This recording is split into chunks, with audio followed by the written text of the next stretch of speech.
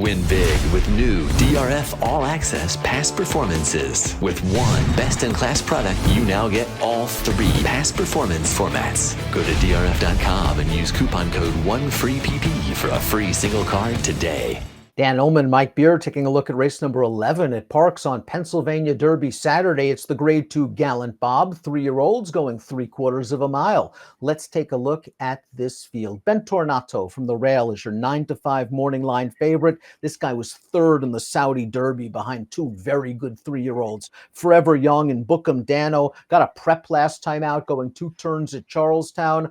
He's got some solid races, Mike, but I'm not sure he has such a strong edge over this field that you might not want to shop for somebody else. Yeah, I agree with you, Dan. I mean, he makes a lot of sense in this race. Obviously, he's still lightly raced as a 3-year-old. He does have the 99 showing from the most recent start. But we'll see what happens. That's a 2-turn, 7-furlong race he's exiting there. And he's the kind of horse, too. He breaks from the rail here. His first step from the gate isn't always the quickest. And he's likely going to have to show speed from the inside post as we throw up our Timeform US pace projector, because there are some fleet horses in this race, including the much improved number 3, Bucarino, who won the local prep here, the Debunta Sprint, by open lengths. It looks like Bucarino is fast enough to get to the lead. I think Bentornato is going to be hard ridden out of there. Yeah, he's going to have to break running from the rail here, and I do believe, I think you're right there. I read Ortiz retaining the mount there is probably going to ride this horse forward. We'll see how fast this pace gets. It could get fast, but Bucarino, he's a pretty fast horse exiting a nice win. Number 2, Awesome Rusa. Note the LP flag over his chiclet. That indicates that one has the fastest Timeform US late pace rating. Here's the number 1, Bentornato, coming off that runner-up effort in the Robert Hilton Memorial, going 2 turns at Charlestown. It was his first start since the Saudi Derby. The horse did a lot of traveling. I talked to Jose D'Angelo earlier on Wednesday afternoon. He said the horse just needed a little bit of a break because he did do a lot of work as a 2-year-old. He was pleased with that performance, maybe not so pleased with the rail draw.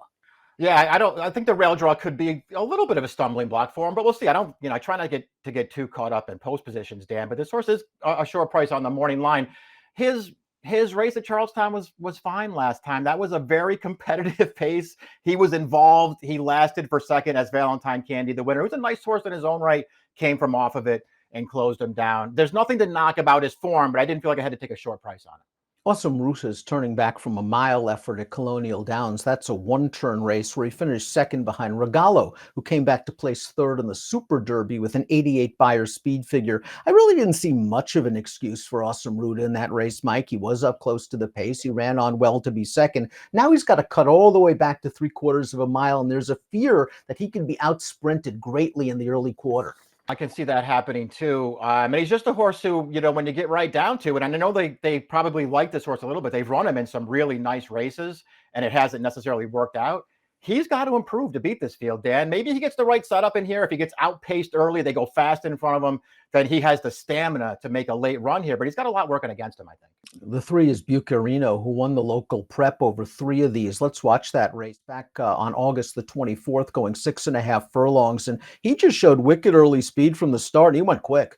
21-3, 44-3. You see Maximus Meridius, who took a shot at him on the turn. He's outrun. He gets to the outside for second. I talked to Alfredo Velasquez on Wednesday. He said this horse always had talent. He just had a lot of problems with his feet. Well, his feet are feeling good now. I just really like this performance from this horse, Dan. You're right. He broke from the rail in this race. They got very aggressive with him up the backstretch, sent him up to the lead. And I feel like Maximus Meridius is a major contender in this race. He took a real run at this horse up the inside and was no match. That was I thought, a real move in the right direction for Bucarino last time. Sunny Breeze finished 3rd in the race we just showed you. That broke his unbeaten streak at 3. Ned Allard was just a little bit disappointed with that performance. He expected Sunny Breeze to run very well off those first 3 victories. Ned told me that Jamie Rodriguez got off and said maybe the horse didn't handle the surface, but Jamie also told Ned Allard that sometimes horses he rides needs a race at Parx. Maybe it's a spurious excuse. Yeah, we'll see. I mean, I never like to get too much behind those didn't like the track excuses, but I guess we'll see here. To me, the real issue with Sunny Breeze last time might just be, you know what? He got into a race with a fast pace for the first time, and he really couldn't cope with it. I was pretty disappointed in that performance. Maximus Meridius is up next, going out for trainer Butch Reed. And Butch ran this horse in some tough spots. Fourth in the Gotham, earned a couple of stakes placings in New York sprinting. He was very green in a lot of those races. And when Butch dropped this horse in the race at Parx last time out, he ran as a first-time gelding. He took his shot at Bucarino early on the turn, was rebuffed, but stayed on for second. They're taking the blinkers off, just trying to continue to get him to focus. I think that last race, though, was a step in the right direction. He did seem more mature than we saw earlier this year. I agree with you. I think that performance was fine anyway. Was he only second best in there? Yeah, but he ran in that race. And I like that he did last for second at the end there, off of a little bit of a layoff. They'll try to change it up with blinkers. This horse has the races on the go back too. I mean, he was keeping good company in New York through the winter and the spring, and he ran well in those races. Safi Joseph trains our next two entrants. The 6 Practically Dark won 2 in a row down at Gulfstream Park. They tried him in that race with Bucarino last time out. Wasn't away the best from the gate, but really just didn't fire his best shot. They're putting blinkers back on here, maybe to get him out of the gate a little quicker. He's going to have to move forward probably pretty substantially in here based on that last one, Dan. I understand why they ran him in there. You know, he had won his prior 2 starts when Safi sort of cut him back to turn him into a sprinter, and those races are fine. He could get the right trip in this race, but he's got to do better. Safi's gotten the 7-1 sharp cookie very good right now. He's won 3 of his last 4, including his last 2 races over wet tracks. Something to consider if the track comes up wet at Parx on Saturday. This is an open first level allowance. It's a short field, but 1 sharp cookie runs to his odds-on status. Yeah, he does. I mean, I don't know. I can't say that I was blown away by this performance, Dan. He had a pretty easy trip as far as I could tell. And you know, he's just sort of getting the job done here without, you know, really blowing this field away. I won't knock his current form. This is a very dangerous trainer, to be sure, but I sort of wanted other horses in here.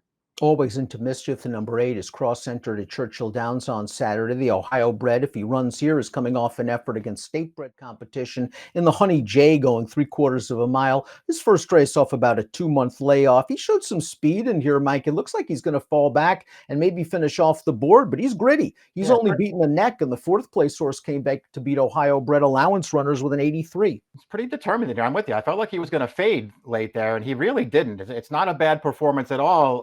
If nothing else, too, I like that he's drawn outside, Dan. You know, so even if they want to be forward, it's not like he has to be really involved in this pace. And he's got that 1 race from April. And I know it was at a minor league track against restricted company, but that's a fast race.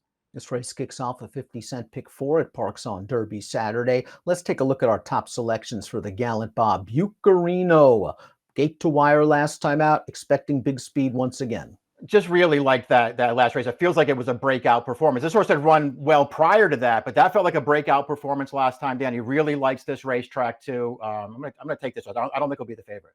Maximus Meridius was the one on a hard chase last time out behind Bucarino. Maybe Bentornato does the softening up work this time, and he sits in behind the leaders. I want to give this guy one more chance. He has a nice overall body of work. 3-1-5-2 for Mike, 5-3-7-4 for me. It's the Grade 2 Gallant Bob for 3-year-old sprinters. It's Pennsylvania Derby Saturday at Parx. Hey buddy, you look like you're in need of a winner, and just remember, if you like and subscribe right over here, you can get all of the great content on DRF.com, including Race of the Day, stakes previews, and lots more, featuring me and my superb selections. Trust me, you're not going to regret it.